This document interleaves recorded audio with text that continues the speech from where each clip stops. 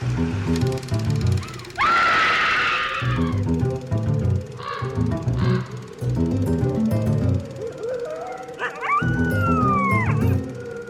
and welcome to Scream Scene, the horror movie podcast where we watch every horror movie ever made in chronological order, and then we rank them from best to worst. My name's Sarah. And I'm Ben. Thanks for listening to us today. It's a beautiful summer's day. 26 degrees Celsius.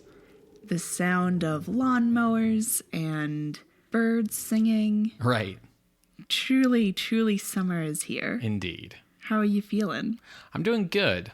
I like sunny days. I like days where you can see the blue sky and all the greenery and the fluffy white clouds. I'm good. And the fluffy white clouds of poplar fluff, as poplars are incredibly popular in Calgary. Who'd have thunk it? Poplar is popular. Yes, indeed. Well, I'm pretty excited about the episode today. Yeah, I think it's going to be an interesting one. It's certainly going to be a sort of landmark, significant moment. It's our first Italian horror film. Mm-hmm. It is I VAMPIRI from 1957. And that title just means The Vampires. Yes. And since it's our first Italian horror film, there's like a lot of context setting that we can do. I know history is like a very long story, but trying to be brief. Italy entered World War I in 1915. Their goal in doing so was to kind of unify its expanding borders. There was already the Italian diaspora kind of living beyond Italy's borders, and Italy was like, cool, but now we're going to go conquer those areas and officially make them part of Italy. And they would do this in 1915 through annexation, active war, such as in the case of Austria and Austria-Hungary, as well as treaties with allies. So by the end of World War I, despite the promises made with the Treaty of London of, hey, if us allies win, Italy, you'll get these things, the allies did not honor that. So Italy kind of saw their victory at the end of World War I as a, quote, mutilated victory. So Mussolini, he had been on the political landscape since 1912, and after World War I, he started using that mutilated victory in his main rhetoric around dissatisfaction of post-war winnings, I guess you could say. His official start to his fascist movement came in 1919, because in post-World War I, Italy was very disjointed. Unemployment was incredibly high, a lot of economic instability. There were many workers' strikes and labor disputes, as well as like factories being like, fine, we'll like make our own internal government in this factory, and that going poorly, as well as many right and left-wing conflicts in urban and rural areas.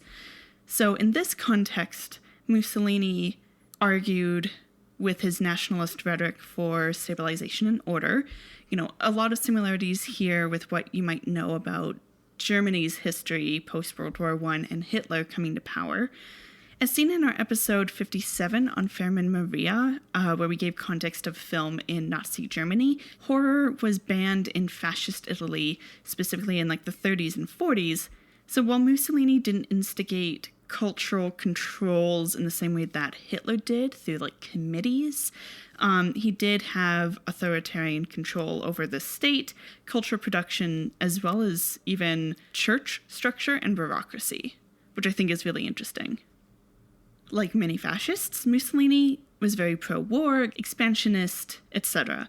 So when he joined Nazi Germany in taking over Europe during World War II, he again invoked that rhetoric of a new Roman Empire, with eyes to the west in southern France, east to Slovenia, Yugoslavia, Croatia, Greece, and southwest to northern Africa. However, despite his like pro-war, like, oh, I love the military kind of image, fascist Italy consistently failed in battle prowess, I guess you could say. The reasons are pretty complex, but it's a mix of that historical emphasis on foreign policy rather than internal policy, making sure that your people are healthy, that you have a lot of production of things you need for war, and a good, stable economic scene. So we're in 1943 now, and it's September, and Italy is being invaded by the Allies. Mussolini escapes to northern Italy to set up a puppet state, with the Allied troops making their way through Italy.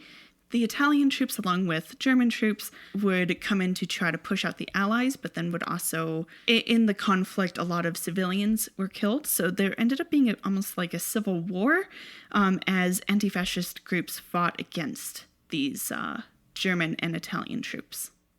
By May 2nd, Italy surrendered, and then 6 days later, May 8th, Germany surrendered, and World War II kind of came to a close on the European front. Mussolini was captured and executed, and the person put in charge of Italy after that was Pietro Badoglio. However, over the next 8 months, it was basically a revolving door of prime ministers, from Badoglio to Alcide de Gasperi, who in 1946, through a constitutional referendum, finally abolished the Italian monarchy. So in less than a year, we have a new republic, a revolving door of leaders. The northeast areas that had originally been claimed by Italy were newly annexed by Yugoslavia during some treaty processes. Through treaties, there were also no more colonies. And Italy also saw the immigration of over 230,000 people from specifically the Yugoslavia area, but kind of those diasporic populations coming back to Italy, as well as a internal immigration of Southerners kind of moving north to where there seems to be a bit more economic stability. Italy saw a huge economic boom to specifically their automotive and fashion industries. Sure. I mean, Italian cars, Italian fashion, that all starts to be a big deal in the latter half of the 20th century. Especially because these things can be exported. So, for example, Fiat saw production quadruple between 1948 and 1955. With this shift of foreign policy towards cooperation, Italy would become a founding member of NATO in 1949, would join the UN in 1955, and was a founding member of the European Coal and Steel Community, which regulates industrial production, in 1952, and the European Economic Community in 1957, which was the precursor to the European Union. So this period after World War II, but specifically 1958 to 1963, is known in Italy as the economic miracle, where we had that big economic boom and a lot more stability in the country. So for this film, we're in 1957. We're right on the cusp of this economic miracle. We're in a country where it's really pushing its role in the world market and on international exports. So politically and economically, Italy's doing really well right now. Socially, though, that huge influx of people from Yugoslavia, as well as from the south to the north, south being more rural and north being where the economic boom is really happening, that whole immigration exacerbated the classes and the class divides, especially between, say, immigrants and existing workers, I guess you could say, like people who are already living there, as well as a very wide gap between rich and poor. So that's kind of the context that we are in. Okay. But I'm curious what you have to say about the film industry specifically. Yeah, so Italian film production began in the early decades of the 20th century, much the same as film production in other European countries. You know, the earliest Italian film production companies were started up in the very early 1900s. And Italy developed quickly into one of the more significant film industries in the early part of the century. In 1911, there was L'Inferno, which was the first Italian feature-length film. Okay. Based on Dante's Inferno. And that was released a year before the first American feature films.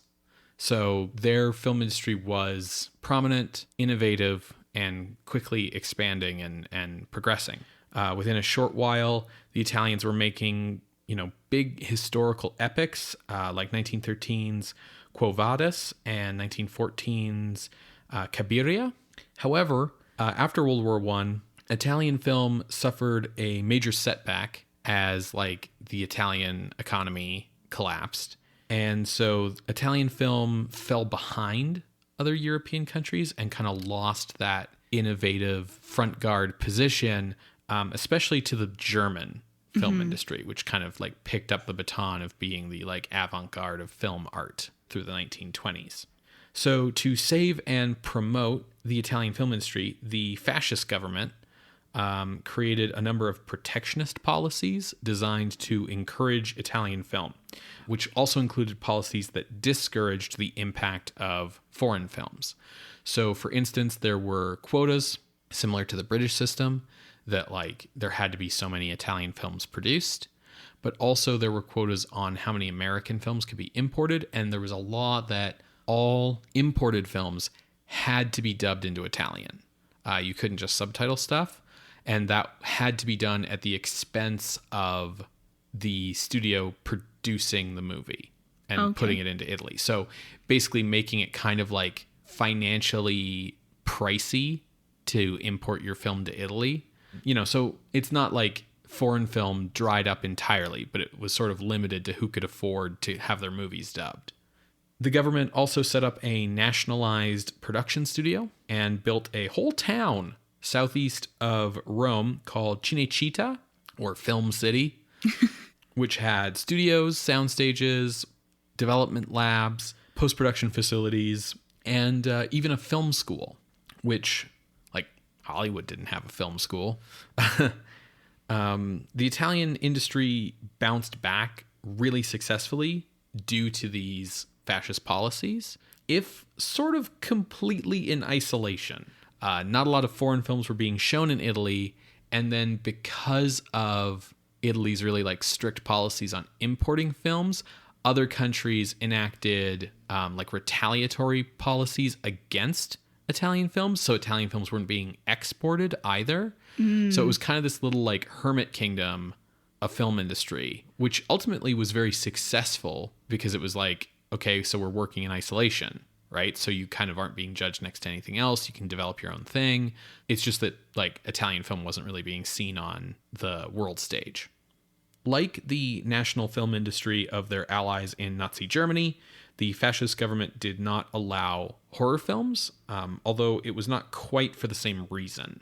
So the Nazis believed that movies should be light, escapist entertainment that encouraged nostalgia and affection for the homeland. The fascist position against horror films was also one against fantasy films. It was a position that was mostly about encouraging a focus on realism above all else in order to discourage peasant superstition and belief in the irrational, similar to the Soviet position on art. Interesting. What's really interesting to me is that the fall of the fascist government after World War II did not result in a creative rebellion against this imposed realism aesthetic. Instead, realism was taken even further in the post-war era, becoming the movement known as Italian neorealism, with films like Ossessione, Roma, Città Aperta, Ladri di Biciclette, and Umberto D. These films were very critically lauded internationally as well, winning Italian film a place on the national stage again, getting exported to other countries, winning awards, and Italian film would kind of stay as a major player on the international film scene through the 50s and 60s. The industry expanded immensely due to this post-war success. So for instance, there were 25 Italian films made in 1945. There were 204 Italian films made in 1954. Wow. Yeah, so basically a 10 times increase in production over 10 years. In 1956, Goffredo Lombardo who was the head of the Italian film production company Titanos, which had been operating since 1904. He made a statement that he believed that Italy needed to start making films with the European market in mind. So breaking out of this sort of hermit kingdom mentality, because now that Italian film was being accepted and critically acclaimed by other countries, it meant that those other countries had a market for Italian film. And so we need to stop making movies that are like just for Italians. We need to start reaching out and making movies that have more international appeal. Meanwhile, director Riccardo Freda had grown very, very weary of realism.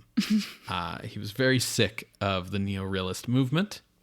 He was born in Alexandria in 1909, and he went to art school in Milan, and initially he was a sculptor, but he changed professions and became a writer in the film industry in 1937, directing his first feature film in 1942. This movie we're watching today would be his 24th feature film. Wow. Freda did not have any particular interest in horror specifically, but while talking to his cinematographer Mario Bava on the set of Beatrice Cenci, he came to the conclusion that horror was the least realistic genre you could do in a relatively low budget. Sure. So he wanted to get as far away from realism as possible, but without having to spend the money you need to do a big fantasy thing or a sci-fi thing or whatever, right? Now, Freda felt that only the Americans and the Germans had ever successfully pulled off movies in what he called the fantastique genre. Sure. I think he's probably thinking of the German expressionist kind of stuff. That's exactly the very stylized. Yes, that's exactly what he's thinking of. So he wanted to basically enter Italian film into that fantastique realm and out of realism. Now, only one horror film had ever been made in Italy before this. Il Monstro di Frankenstein in 1920. Which was made before the rise of the fascist government. But it had not fared well with the Italian censors at the time, who cut it down to 39 minutes, reportedly leaving very little of interest to audiences left in the movie. So because of this, audiences stayed away. The film was a financial failure, and today it's a lost film because no one cared to archive it. Yeah.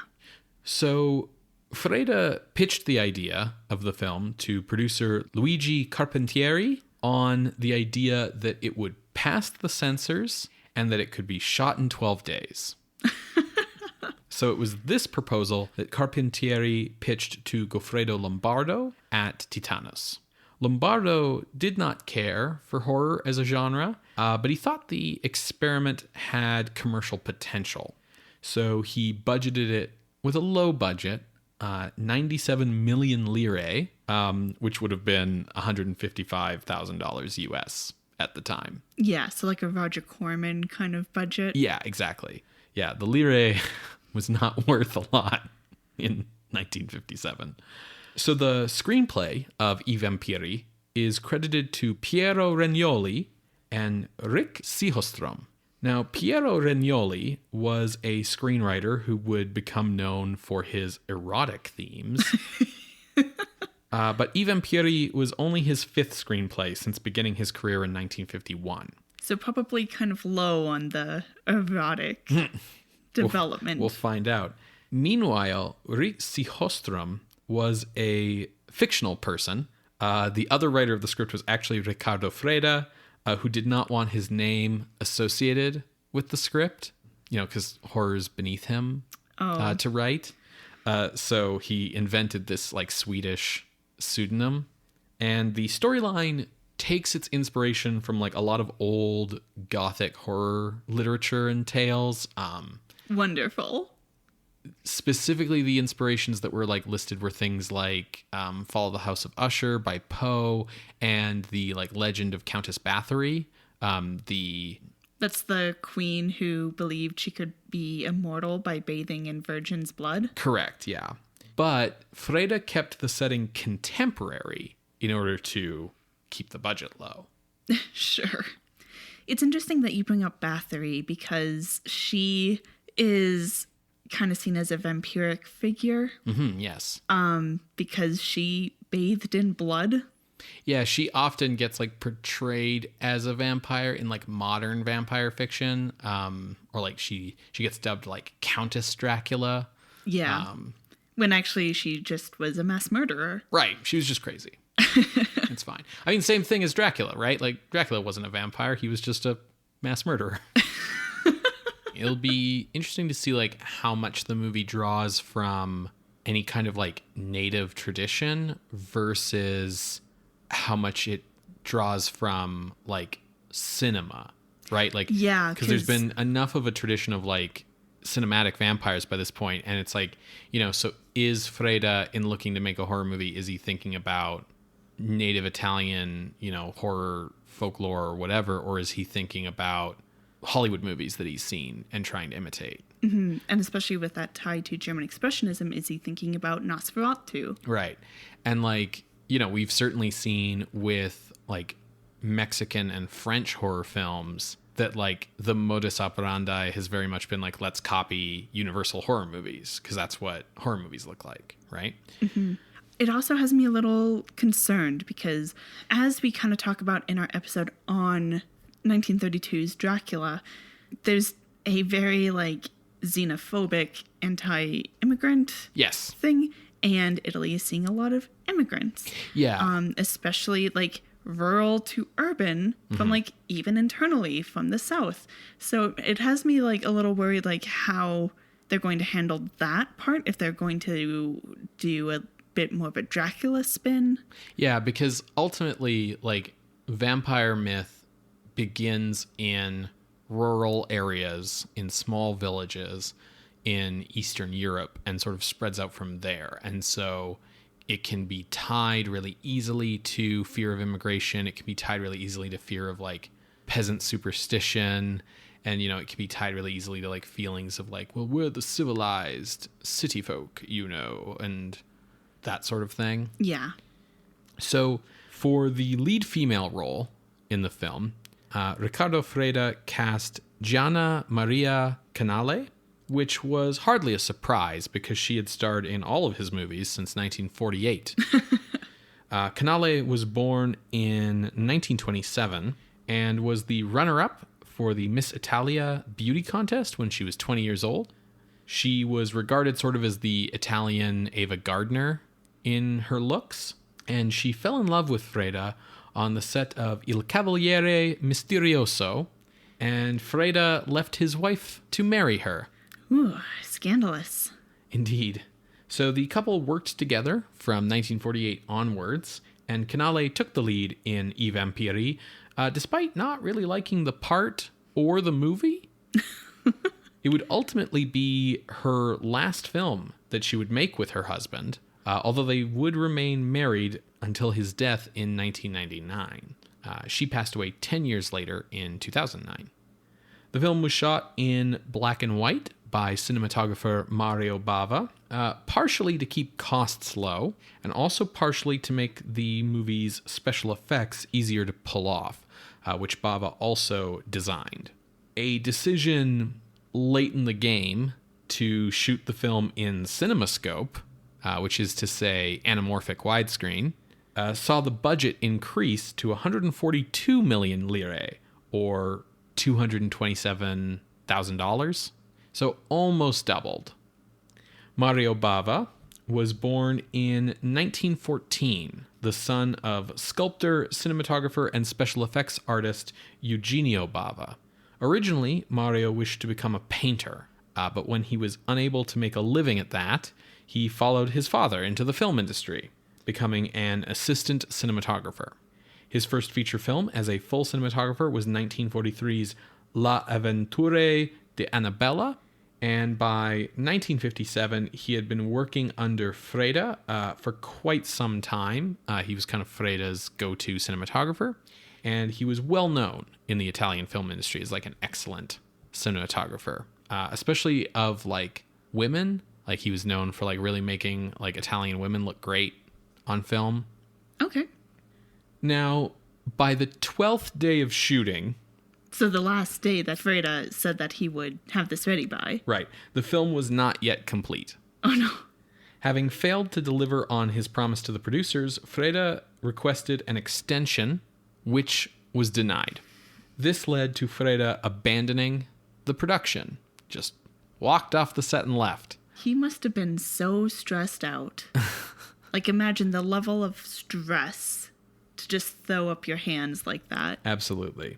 Mario Bava quickly developed a plan whereby the movie could be completed in just 2 more shooting days. So, like, he's kind of like thinking quickly, thinking on his feet, going like, okay, what have we shot? What needs to be shot? What can we do? And so he went to the producers himself with this 2-day plan and got approval to finish the film as its new director in this manner.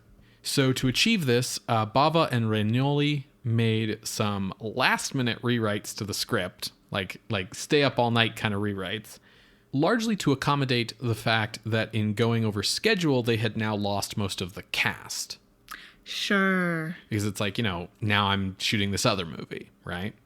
So a journalist supporting character in the film was bumped up to become the lead character because that actor was still available. And then because he's a journalist, the character could be used as like glue to hold the movie together when there like wasn't much connecting the scenes that had already been shot. Some characters' backstories were simplified as there was simply no time to shoot them.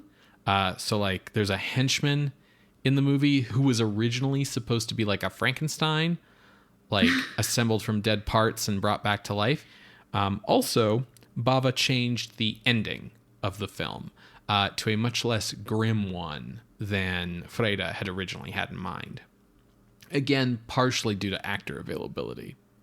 The film's music is by Roman Vlad, a Romanian composer from Bukovina who moved to Rome in 1938 and became an Italian citizen. He became an acclaimed and award-winning composer, including of numerous film scores such as this one. I love that, like, someone with the last name Vlad, and he's from Romania, is involved in this vampire movie. Yeah. The film's editor, Roberto Cinquini, would go on to edit Sergio Leone's A Fistful of Dollars in 1964. Oh, shit. So, I VAMPIRI was released on April 5th, 1957. It grossed 125.3 million lire, making it a box office failure. Oh, no. Since it cost 142 million lire. That was the budget before the That was the budget after. That's the they went over budget to 142 and the movie made 125. Oh no, they shouldn't have done CinemaScope, I guess. So Freda blamed this on a reluctance of the Italian people to accept horror as an Italian genre. Not to, like, he felt that Italians would watch horror movies, but that they wouldn't watch Italian horror movies because, like, horror doesn't come from Italy. Sure. So for his next attempt at a genre picture, he actually adopted an English pseudonym in an attempt to give a false impression that it was a foreign film. Okay. I mean, I kind of get where he's coming from. Like, Italy is getting, like, a huge boom in exports. Mm-hmm. And these exports, like Fiat, have a really big brand name. So thinking for, like, branding. The film received mixed reviews at the time. Everyone kind of acknowledged that, like, it had stuff that was really effective in it, but that, like, it fell short in other places, although, like, what was effective and what wasn't kind of differed from reviewer to reviewer. And it sort of has the same mixed reputation as a film now. Modern reviews are also very mixed, though contemporary reviews tend to be a bit more forgiving in that they take into account its historical significance in Italian film history. So modern reviews tend to be more on the line of, like, you should see this because it's, like, historically significant, but, like, it does have problems. It ironically was felt by several critics at the time that the film didn't push away from realism enough. Interesting. That like the movie spends too much time like explaining things, which is sort of funny. You know, even in rejecting realism, like Freda, who had been like part of that movement for so long, like couldn't quite break free of it. The movie was not released in the United States until 1960 under the title The Devil's Commandment. The original picture was cut down to make room for new American scenes shot in New York, written by J.V. Rhimes and directed by Ronald Henthauer. This version of the film then had more scenes added to it, scenes of nudity added to it, for its release in the UK in 1963 under the title Lust of the Vampire. That's how the Brits know it's Italian. Is there nudity? Yes. The original Italian version was not available in the United States until a DVD release from Image Entertainment in 2001, which was a very high-quality release at the time. It received a more recent release in 2013 as a bonus feature on Arrow Video's Blu-ray of Mario Bava's seminal horror film Black Sunday, which was the movie that really kicked off Italian horror and gave Mario Bava the reputation as being like the father of Italian horror. Mm-hmm. This is him growing up. Yeah. So we'll be watching the original Italian version for this episode. Awesome.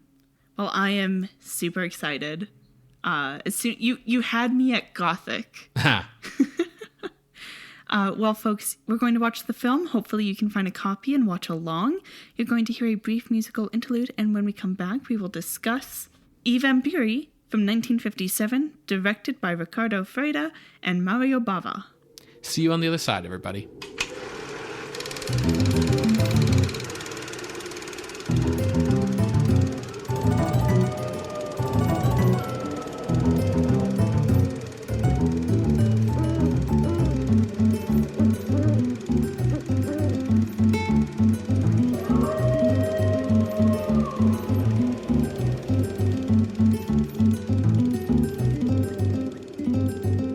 Welcome back to Scream Scene, everybody.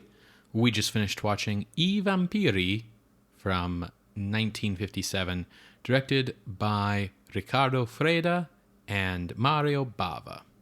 Sarah, what did you think of the movie?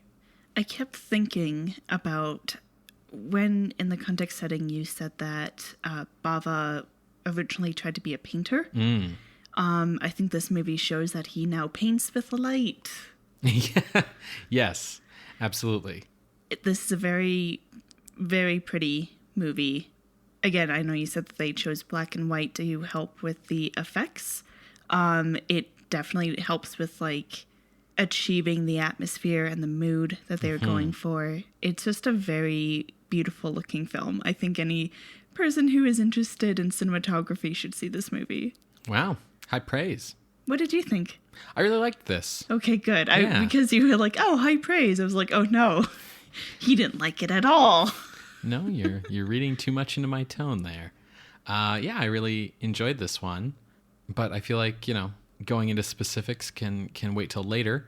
Let's talk about the story, which I do want to say, with like maybe only one exception, the movie does a really good job of like not having it be obvious that like a good chunk of the script was rewritten at like the 11th hour. Yeah, it's fairly cohesive. It is complex for a plot, but there's only like a few moments where I'm like, huh? If I hadn't known that they had to do some changes at the 11th hour, I probably would have chalked it up to like a different editing style than what I'm used to. Sure. I think that like you don't really notice, like you wouldn't notice at all that like the journalist wasn't supposed to be the main character, for instance. Although knowing that, I think makes it really clear how little of the movie was shot when Freda walked out. Yeah, because I was going to ask you who was the main character. Right. Well, why don't we talk about the movie story as is first, and then I can talk a little bit about the changes that were made. Absolutely. when we first sat down to watch this movie, we did have a bit of, or at least I did have a bit of a surprise with this movie because it's set in Paris. Yeah. I thought it was going to be set somewhere in Italy. Right. It makes me think of the fact that, like, you don't really think of it when you're watching Hollywood movies. But, like, you know, how many American horror movies have even been set in America? Like, so often they're like, we're in Paris, we're in London, we're in unidentified European town. So that horror can be something that's, like, foreign and other, that, like, doesn't exist in America. And we've talked about, like, how effective it is when it actually is set in America. And I can't really speak to why this is, but it's sort of like normalized that, you know, a Hollywood movie can be set anywhere, but you sort of expect a foreign film to be set in the country that made it. Sure. And with Italy having had such a long period of not allowing foreign films in, and also the fact that, like America, Italy dubbed all the foreign films coming in, my guess is that for, like, an Italian audience, a bunch of French people speaking Italian wouldn't seem weird at all. Yeah, and I figured it must have something to do with, you said later the director, Freda, the next time he makes a genre picture, he goes under an English pseudonym. So I was thinking, well, maybe that's why they did France here. Horror is from other countries. Yeah. But in any case, that was a surprise. It is still set in 1957. And we see that there is a woman who has been found in the river drained of blood. She is the third woman to disappear, and same kind of situation. They are found drained of blood. They had disappeared 2 weeks prior, but from the autopsy, doctors can determine that they were killed recently. Now, journalist Pierre Lonton has dubbed the killer the vampire in his newspaper, and it's a little sensationalist. So Inspector Chantal considers Pierre to be a bit of a yellow journalist. Yeah. Now, Pierre believes that there's some kind of connection between all the women having the same blood type and that they are kidnapped and then taken to the secondary location. He also believes that, you know, this person would have to have some kind of familiarity with needles. The doctor says, but, you know, everyone these days has familiarity with needles. You know, anyone from, like, a drug addict to someone who has been a patient with a doctor.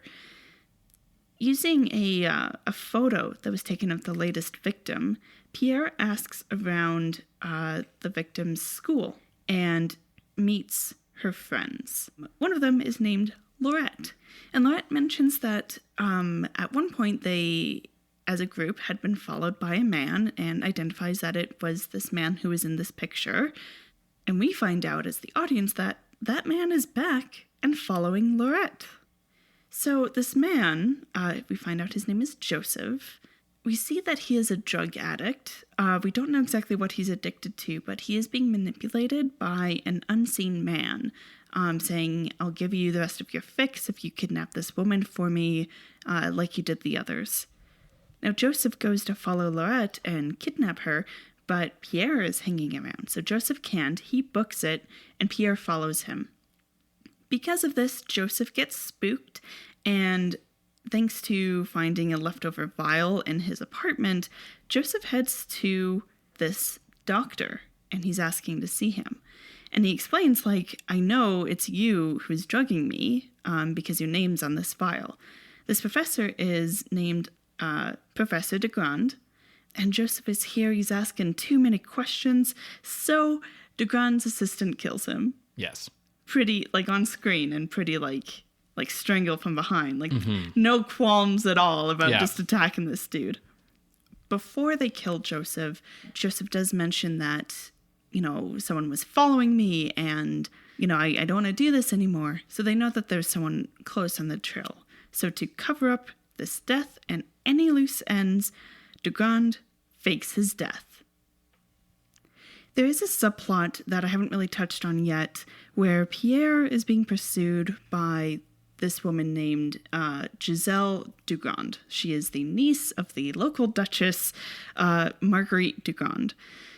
Now, this comes up because Pierre isn't into Giselle, and his photography friend, Ronald / maybe Donald, depending on what the subtitle decided to show, thinks he's nuts.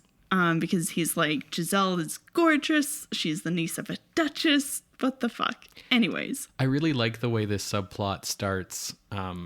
Because in the beginning, it's like very much that kind of tropey, like, why don't you spend more time with me? Like, you're so obsessed with your work. Like, who cares about finding this killer? Like, come hang out with me. Like, kind of relationship that like movie protagonists and their girlfriends tend to have. So it seems like very normal. Except she's not his girlfriend. Yeah. She wants to be. And he's like, no, I'm here doing work. Stop driving by here to get my attention. And it's just kind of neat to see like a girl going after a guy. Sure. Anyways, so it's the funeral. And we get some gossiping people. So we get a little bit more exposition of how the Duchess Marguerite paid for the Professor Dugond's school. And, you know, he's being buried on the castle grounds. Because, yes, there's a castle here. Yeah. Where else does a duchess live? So there's now a new attempt to try to get Laurette. A blind man gives her a letter and says, can you please deliver this for me? So she heads there, and it's this, like, I'll say, like, lavish kind of apartment, but, like, old and creepy. Yeah, it's like if, you know, one of the Addams kids like got their own apartment. Yeah, that's exactly it. Like overwhelmed with like so much stuff on the screen. Yeah. But it's all creepy. Yeah. And just gives that creepy vibes. So she's invited in, locked in, but no, don't worry, like we just lock it because of thieves. Brought into this room, and this is great. They send in a little kitten. And so she's distracted by the kitten, goes and pets it, and then the professor's assistant comes up from behind and like chloroforms her. And it's like, yeah, that's the best way to distract me if I'm in a strange room. Send in a cat. When Pierre and the police follow up with this blind man, because now Laurette's gone missing, they find nothing in these apartments except the cat. The cat's just hanging out. So it seems like this is a dead end. Laurette's been kidnapped, and she's been missing for a few days. Pierre, he talks to Inspector Chantal, especially because like he takes them to Joseph's apartments. He's no longer there. It's actually the wrong apartment building. And Chantal is like, well, have you considered that maybe Laurette got kidnapped because you brought attention to her? So Pierre feels pretty guilty. Meanwhile, we see Professor Dugond experimenting on Joseph's body to keep the organs alive, because Professor Dugond is a mad scientist. Yes. He doesn't have Strickfaden equipment, but he has like the bubbling beakers and all of this. The Duchess Marguerite, who is quite old and wears like a veil over her face, comes in and demands that, no, you need to do my experiment now. Because Giselle is expected at the ball later this week. Ben and I turned to each other and we're like, we think we know what's happening here. Yeah, they make a big point of how the Duchess is a big recluse. And like, if she gets seen, it's always with this veil because she used to be so beautiful. And when she aged, she couldn't really like handle it. So she doesn't like anyone seeing her old wrinkly face. Mm-hmm. And so it's like, oh, okay, you're starting to like put the pieces together. Speaking of the ball, Giselle has basically called up the newspaper editor and said, I want Pierre to come cover this for the social column. And I'm the Duchess's niece, so you fucking have to do this. Yeah. So she forces Pierre to come cover the ball for the newspaper. I love this because his like excuse for not spending time with her, you know, in the past has been like, well, I'm on newspaper business. And that's been his way to try and like let her down gently. So she's like, well, now this is newspaper business. So you have to come see me. So he brings his photographer, Ronald McDonald. Through some more gossip-based exposition, we learn some of the history of their families. So Marguerite was in love with Pierre's father, but his father didn't love her back, so let her down and married, Pierre's mom. Yeah, and had Pierre. Pierre apparently is the spitting image of his father. And at one point, Ronald ribs Giselle at one point. Like, it's the curse. Like, you and your aunt were both destined to fall in love with Pierre's family. Yeah. And I guess after, Pierre's dad kind of spurned the Duchess, she made a point of being like a real bitch to Pierre's mom and like ruined Pierre's mom's life in some non-specified way, and this is why Pierre is like very much down on like the whole de Grand family. Yeah, he doesn't want anything to do with Giselle, and she's not getting it. Yeah. Pierre also at this moment is preoccupied with his guilt over Laurette being kidnapped, and there's still being no word. Ronald, however, is just super in love with Giselle, just completely taken with her, and he decides, after the ball, I will climb up the castle and sneak into her bedroom and profess my love to her, because what else could be more romantic? A perfectly normal and socially acceptable thing to do here in 1957. I'm being sarcastic. So he does this, and Giselle is like, what the fuck? And is freaking out. But Ronald is like a little forceful. He's not taking no for an answer, unfortunately. And so she is like screaming, and it seems like this like strong emotion is having a pretty big impact on her, because she starts to change. And her face and youth and beauty melts away into an old crone's face. And Ronald is like, what the fuck? And she's like, that's right, I'm Marguerite, my aunt. Giselle is the fake one. Fuck you. And pulls a gun and shoots him to death. Yeah, she shoots him like a couple times. She also sees herself in the mirror with her regular face and shoots the mirror, just to kind of indicate like how much she hates her current appearance. Now, Professor Dugrand and his assistant are in the castle, and they hear these shots. So they run in, and, they take care of the body.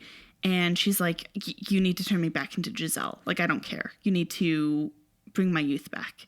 And the professor's like, okay, well, it's getting shorter every time. This isn't a sustainable plan. I'm working on some experiments to try to make this last longer, so you have to give me more time. And she's like, no, you need to do this now. I don't care about the consequences. And he's like, yeah, but this could kill you. And she's like, I'd rather be dead than look like this. So they go on with the experiment, and the experiment is such that it's almost like it's not exactly set up this way, but it almost looks like it's a blood transfusion. I think it is supposed to be a blood transfusion, because the idea is that they are kidnapping these girls and then draining them of blood. And then it sounds like, it's not so much a all in one go. It's like a juice box thing. Like when the girls are totally drained of blood, that's when they get dumped in the river kind of thing. Right. But I think, love that you say juice boxes, because I am notorious for just sucking those things dry in one go. So. The thing about it is that while it does seem to be a blood transfusion, there's something else going on here. The movie does a smart thing, which is not try to explain what's going on. Yeah, but the language that gets thrown around here is about the vital life force, and how the professor's experiments are all about trying to keep your vitality going after death, and hence the experiments on dead Joseph and so on. Yeah. So they do the experiment, and it does work. Marguerite's face melts away to reveal Giselle. But it's so extreme, she's kind of in pain, clearly. And Laurette gets put into a coma as a result. Again, Giselle goes after Pierre, and she's like, I'm Come help me into this paint shop, Pierre. Look how much money I have. Art shop. Sure. She's buying a painting. She's not just like picking up like a bucket of like Arctic white to like redo the dining room. So Pierre follows her in. He's humoring her. And so she goes to sign this check and she can't seem to write her name. And it's like, she goes to write it with her right hand. It doesn't quite work. She goes to write it with her left hand. I didn't set it up. Laurette's left-handed. Yeah. So she goes to write with her left hand and it doesn't quite work. And Pierre notices this and he's like, oh, are you left-handed? I've never noticed before. And she's like, oh yeah, I'm like ambidextrous. Manages to sign whatever, but then leaves in a hurry. And Pierre asks the art dealer and he's like, no, I've never seen her write with her left hand before. So Pierre's like, something strange is afoot at the Castle du Grand. Mm-hmm. So he goes in to investigate. He basically needs to find some kind of evidence in order to get the police involved. As he's there, he doesn't find anything. But as he's in there, we see Joseph awaken. And you might be thinking, but he's supposed to be dead. Yeah, but now he has a big scar over his neck. And he's clearly like confused and having trouble walking. Joseph manages to stumble out and runs into Pierre, and Pierre recognizes him and takes him to the police station. And that's when Joseph basically confesses. He's like, I kidnapped them.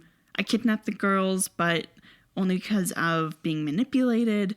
They killed me, but now I'm back. And the police are like, huh? Okay. But no, really, like, I kidnapped them, but they're the murderers, and I don't know what they did with them after. And then he, like, collapses. I don't know if he dies or not, but... I think they did say he died. Thus ends the tale of Joseph. Yes. So the police are like, okay, this gives us enough cause to go and look for Duchess Marguerite and ask her what's going on at the castle. But they go and they can't find Marguerite because Giselle is there. Marguerite ran to the store. They go searching, and we do see the professor and his assistant kind of like hiding things, and the assistant goes up to where Laurette is and like chloroforms her in order to like move her. The police do find these rooms, but they're completely different. The equipment is gone. The room where Laurette was is now a storage room. Like, there's no sign of her. So the police are like, okay, well, thanks, bye. And Pierre's like, no, really, like, there's something fucked up going on here. This whole time, Giselle's been playing like as if Pierre is upset that she turned him down. Yeah. And that's why he's here harassing her. And she's getting more and more worked up about Pierre, like, being so intense about, no, we have to search this place. She's hiding something. And this strong emotion causes her age to revert back to being Marguerite, just as the police are leaving. Yeah, there's like one cop at like the back of the group as they're going out the door who's like, wait a minute, what the fuck? Everyone turns to look. And she is like yelling profanities at them, basically, as she like turns back to Marguerite. And at that point, Inspector Chantal is like, fuck it, let's search this castle. No one gets out. Yeah. They find the assistant. They have a shoot battle. A gunfight? It was close. A gunfight. Assistant dies. They end up shooting the professor. And when they turn his body over, they're like, wait, the Professor Dugrand's supposed to be dead. Check the coffin. And that's where they find Laurette, who is still in her coma. So she's safe. We get some scenes of her recovering in the bed. Pierre saying like, oh, I'm sorry I got you in trouble and stuff. And like implied they're going to be happily ever after. And then we also get a scene of the inspector explaining like, yeah, no, I thought something was weird. So I tried to like search, but we couldn't give our hand away because we didn't technically have a search warrant. So I was begging for something to happen. And thank God something did happen. By the way, Marguerite died 10 minutes ago. Off screen after we arrested her. And everything's wrapped up. Yeah. Let's go get some coffee. Yeah. Yeah. He has this little like tying up all the loose ends and questions speech. Yeah. And then that's the end.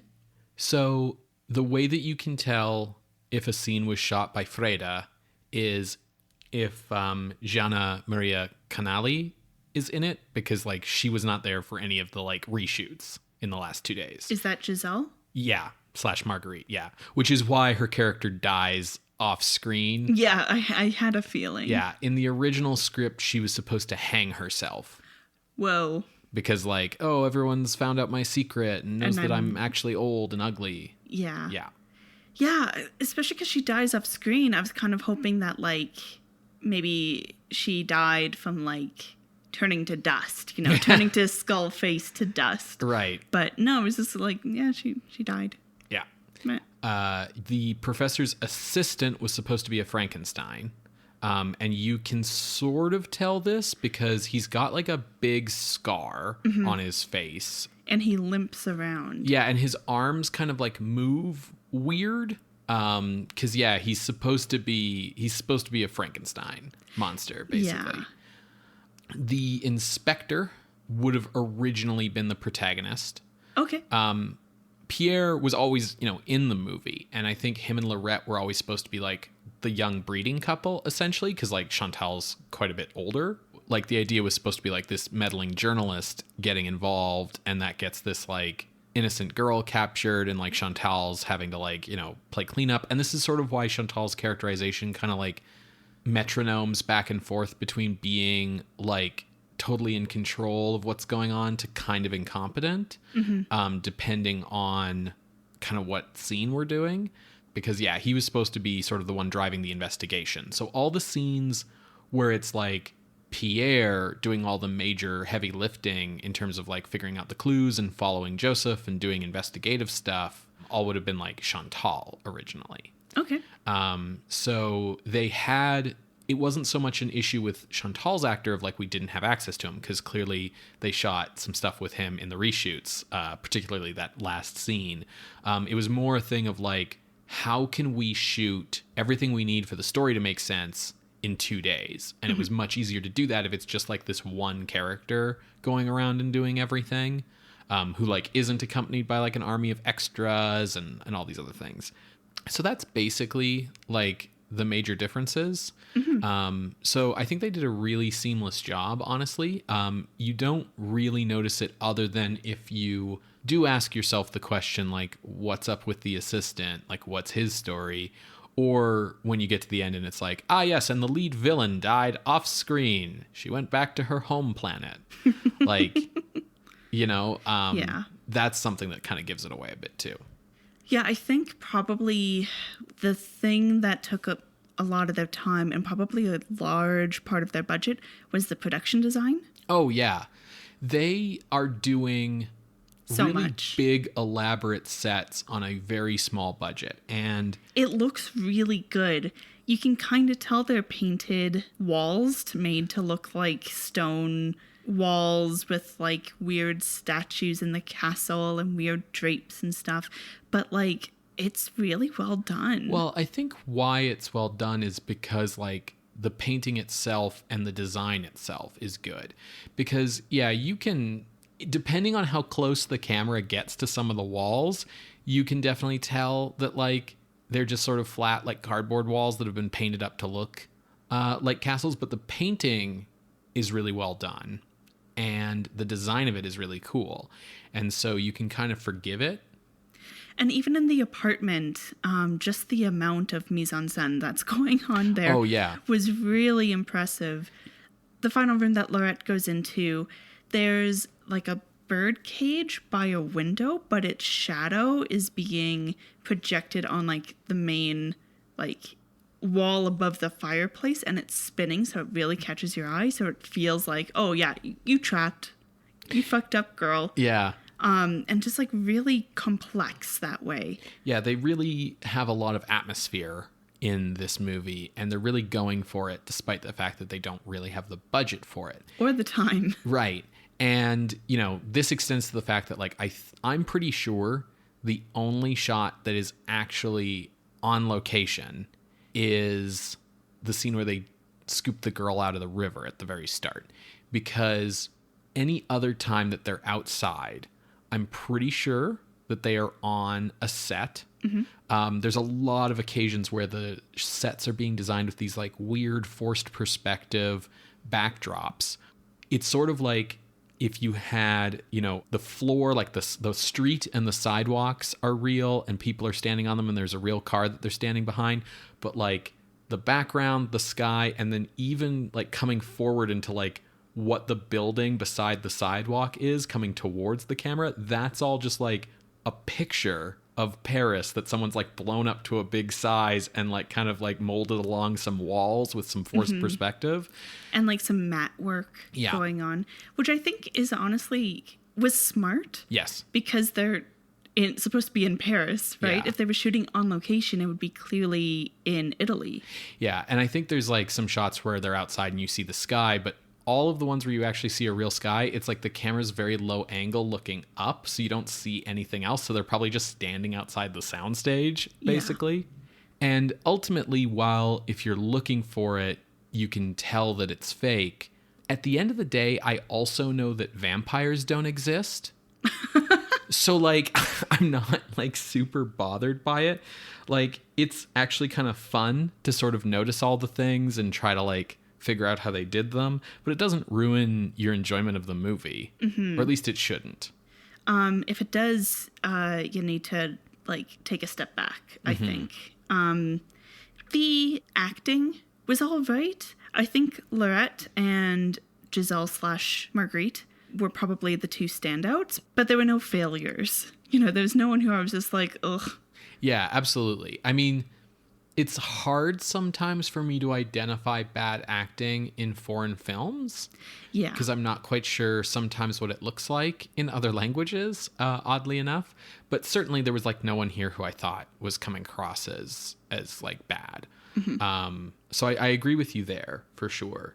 I really liked the score of this movie. Yeah. It was sort of fun to hear something so lush in a horror movie, and something that was like, you know, entirely new and not like half made up of stock music. And yeah, and I think it did some really good work with like helping set the mood, helping, you know, the movie's pacing. Yeah, because it is complex.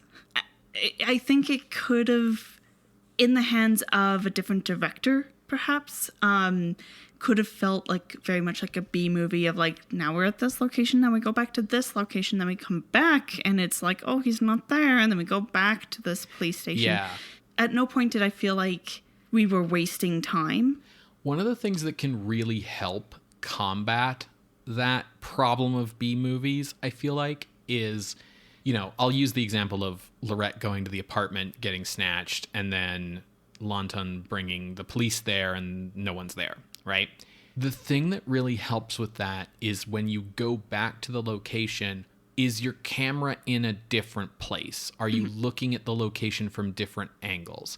Because I think the thing that really makes that kind of pacing issue and that kind of like padding for time stand out and grate on you is when you realize that like, oh, they just stuck a camera on a tripod and shot every single scene in this location one after the other at the exact same time without doing anything. Like just sort of parading the actors through. Absolutely. The explanation that's at the end from the inspector was not like the worst. We've definitely had way more egregious examples of that. And I also appreciated that they didn't try to like, at any point in the movie, try to have humor to offset what was going on. Very true.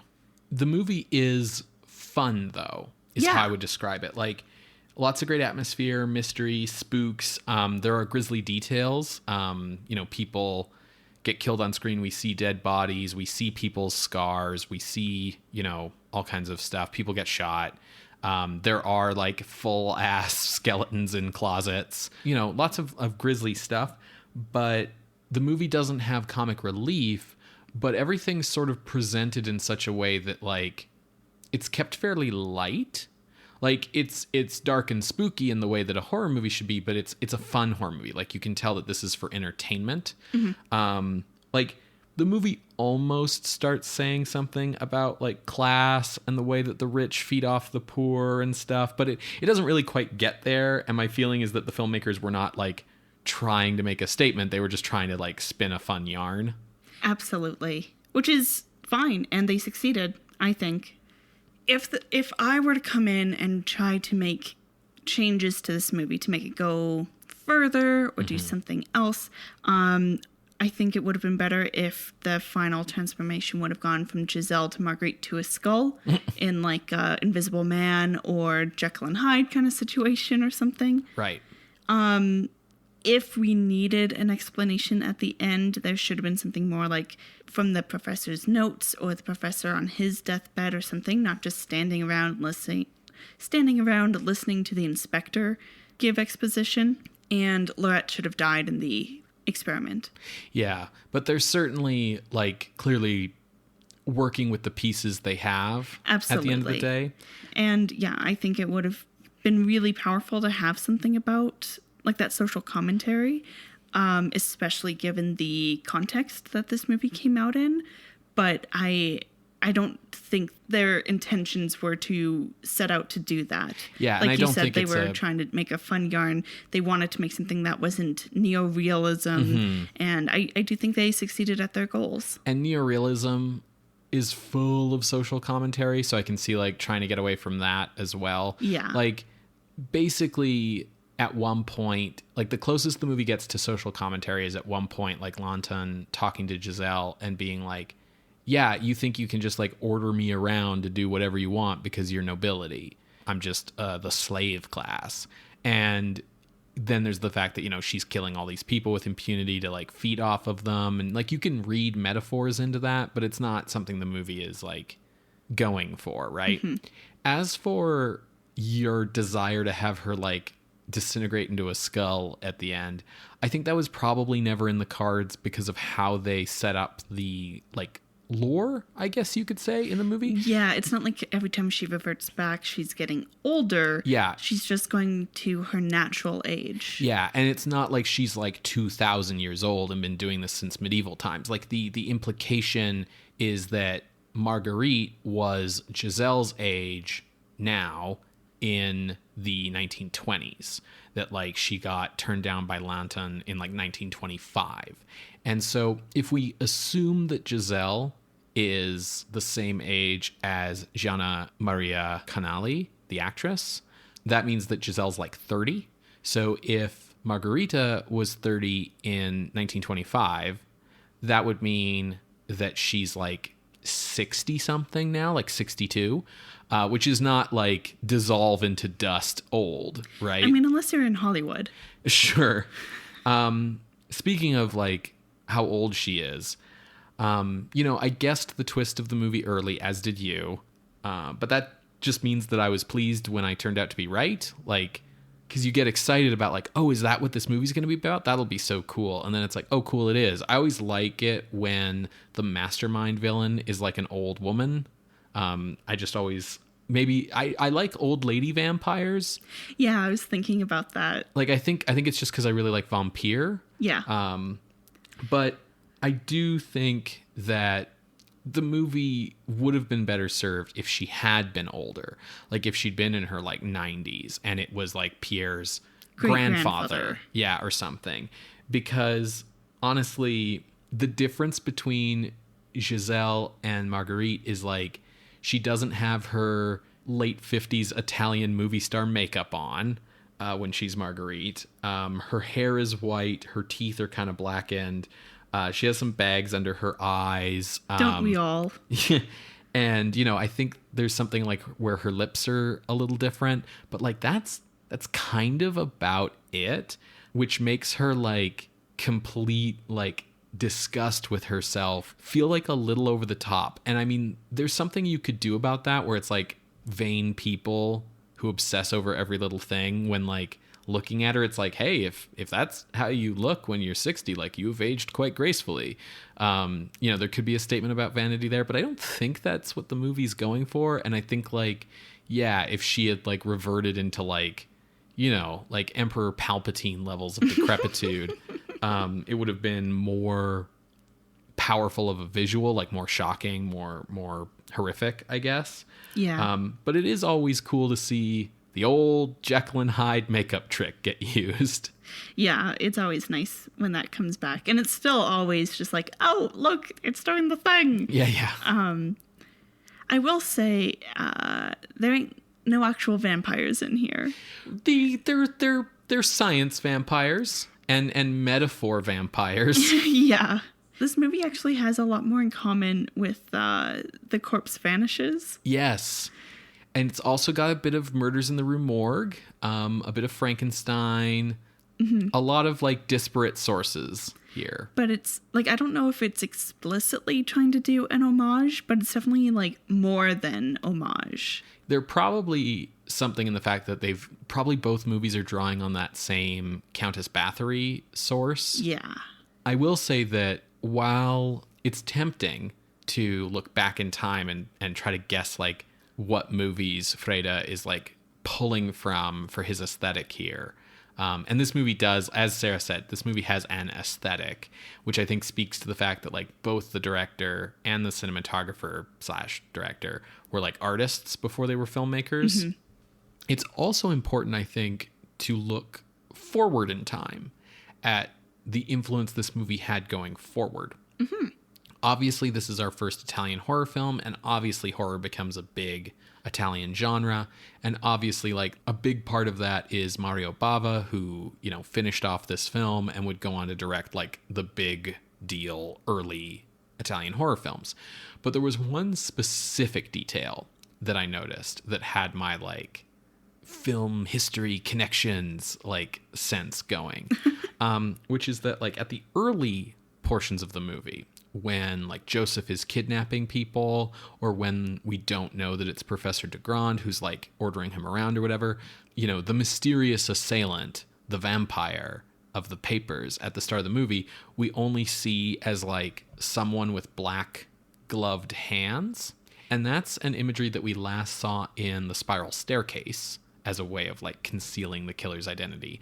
But it is also the trademark visual of the mystery killer in giallo movies, which is the Italian horror thriller sexploitation mashup genre that emerges in the 1960s from the films of Mario Bava. Oh, okay. Yeah. That definitely would set off your brain. Yeah. Like Mario Bava does these movies in the 60s that bring the genre into existence, and they use the gloved hands, and then that just becomes like a genre trope, and every giallo movie does it after that. So seeing it here was like, I think I enjoyed this movie more than like the Mexican or French attempts we've seen to try and like jump into the horror genre. I would agree, though this has the benefits of coming in 1957, whereas those came out, like in Mexico, it came out in like the 30s-ish, I think, and in France, like the 40s. Mm-hmm. Yeah, this has the advantage of coming out later. Mm-hmm. Well, since we're comparing movies, do we want to move on to ranking? Yeah, I think I'm ready for that. So, Sarah, where were you looking? Well, because of the similarities, I did start by looking at The Corpse Vanishes at 108. Okay. This movie is obviously better than The Corpse Vanishes. Yes, yes. God. Yeah. So I looked up from there. Gotcha. Obviously. And the other movie that I kind of settled around and thought of was the French film Le Loup de Malverneuil. Sure. Which is at 77. And the reason that came to mind is because it's one of the French horror movies, and it's very much a universal homage. And I think that I VAMPIRI is better. Yes, I would agree. Because it's also trying to do its own thing. And it's trying to do just like one thing. Like, even though this movie has a mad scientist and undead people and a Countess Bathory thing and whatever, they all tie in together. Like, it's complicated, but they all tie in. Whereas like Le Loup de Malverneuil was like mad scientists and like a gothic Jane Eyre thing and like a werewolf and Sherlock Holmes. Yeah, and like murder mystery stuff. Like, it was just a lot of stuff. So I put that as my floor. Looking up, I settled around the 1941 Jekyll and Hyde at number 52.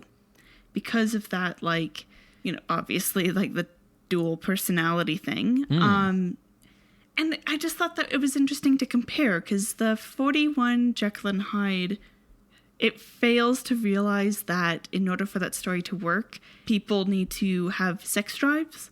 Yeah, it tries to bury the character's motivations in subtext. And that doesn't work. Yeah. This movie doesn't have any kind of those same problems, but it does have like high production. Well, it appears to have high production value. I know it's a B movie. I don't know. It just felt like interesting to compare. So that makes my range 52 to 77. Okay. My range is just slightly higher than yours. Interesting. So as I said, I thought this was better than like the French and Mexican horror movies that we've seen. So I sort of looked for those, and most of them are kind of all bunched together in a string from 71 to 77. So I found that area and I started looking up from there. Right above there is stuff like Night Monster and Frankenstein Meets the Wolfman, and so it was easy to keep going up. I hit number 58, The Black Room, and went, oh, The Black Room's real good though. And so I decided this was definitely better than Not of This Earth, the Corman movie about the space vampires who have the eyes that like turn you to stone or whatever it is and dress like the Men in Black. Definitely better than that. But The Black Room is really good. We respect it quite a bit. So I made that my floor. Looking up from there, I was trying to find a spot where it felt like, okay, what's definitely better than this movie? Making my way up, you know, passing by usual suspects like Dementia and The Man with No Face, I ended up settling below House of Wax, which does this same kind of like, oh, someone's preying on young women and we got to find out who it is to rescue one. And like the bad guy is someone with like a terrible secret. And I think does it a lot better because it's like a bit more lurid in its visuals. You know, it goes for that shock visual at the end in a way that this movie doesn't quite make it. So I decided to make my ceiling number 41, below House of Wax, above Queen of Spades. That creates some overlap in our ranges, specifically from Jekyll and Hyde to Not of This Earth, that like 52 to 59 range. Sure. Part of the reason why I didn't go higher when I was looking at my range is The Leopard Man is at number 50. Mm-hmm. And while that movie struggles a little bit and, you know, is trying to be like one of the early serial killer movies, it has a few very powerful moments. Yeah, I think it achieves greater suspense and terror and horror than this movie does. The scenes in I VAMPIRI that stand out to me as being very evocative and very powerful is when Laurette wakes up at one point and she's trying to escape and she opens up a room where there's skeletons in the closet, but they're like mummified people. Yeah, it's that like they look like just bodies that have been left there. And she screams and faints, and like the camera does, or rather the editing, I guess, does a really good job of cutting between the different mummified faces. That's probably like one of the more strong visuals and moments, but it's not a full sequence like the panther killing that girl. Yeah, I totally agree. The other scene that I would say probably stands out the most in I VAMPIRI is like the first time that we see Giselle revert to Marguerite and she shoots that guy. Yeah. For me, that was more like, yeah, fuck that dude up. Rather than like terror or horror. Sure. This is, you know, I VAMPIRI plays in the gothic horror side of the swimming pool. Because of that, it sort of falls a bit, at least from a modern perspective at least, into that like Halloween horror feel where it's more about like spooky castles and skulls and cobwebs and, you know, old people. And and that kind of thing. Mad scientists, rather than Val Lewton's movies, which always were much more sort of modern day nightmares. Mm-hmm. So I'm in agreement about keeping below the Leopard Man. I will say that in between the Leopard Man and Jekyll and Hyde is The Man Who Changed His Mind from 1936, which is the first brain swapping movie. Yeah, that movie I really fucking enjoy. It does black comedy really well. Yes. The title itself is a great joke. Oh, it's so good. And, the ending is really powerful. Like, I can see it in front of my mind. I think it really achieves everything that it sets out to do in a way that I VAMPIRI struggles because of the reshoots they had to do. Through no fault of their own, really. Like, I think I VAMPIRI is really good for what it is and what kind of happened behind the scenes. But I don't know. That's how I feel, I guess. Okay. Would you be good with putting this at number 52 then? Below The Man Who Changed His Mind, but above the Spencer Tracy Jekyll and Hyde? Yeah. Okay. Then I think that's what we're gonna do. So entering the list at the new number 52 is I VAMPIRI from 1957, directed by Riccardo Freda and Mario Bava. If you would like to see this list, you can go to our website, screamscenepodcast.tumblr.com. There you can find links to the many episodes we've mentioned today, as well as our appeals box. If you would like to contest this or any other ranking, you can drop us a line through our Ask box on Tumblr. You can reach out over email at screamscenepodcast@gmail.com or over Twitter @_screamscene. Scream Scene updates every Wednesday on Apple Podcasts, Google Podcasts, SoundCloud, and Spotify. You can subscribe to the show using our RSS feed. If you'd like to help the show out, you can leave us a rating or a review on the podcast app of your choice, or just tell a friend about us. Meet up with your friends if you're all double vaccinated and you're following your local health regulations. And when they say, what have you been doing the past year while you've been in lockdown? You say, I've been listening to Scream Scene, and you should too. If you have the means, you can also support us monetarily by heading over to patreon.com/screamscenepodcast. You can become a patron of the night for as little as $1 a month and get thanked on the show. Patrons at the $5 and $10 levels get access to regular bonus content. By becoming a patron, you not only support our hosting fees and the time that we take to produce these episodes every week, you also are contributing towards special projects like doing horror adjacent episodes, for instance. So that's patreon.com/screamscenepodcast. So Ben, what are we watching next week? Well, to the best of my knowledge, we're going back into trash next week. Oh, no. We are staying in anamorphic widescreen. That's one of the few things I know about this movie. But we are watching a American B movie called She-Devil. She-Devil. Yeah. Interesting. Yeah. All right, well, I look forward to it. See you next week, Creatures of the Night. Bye. Bye.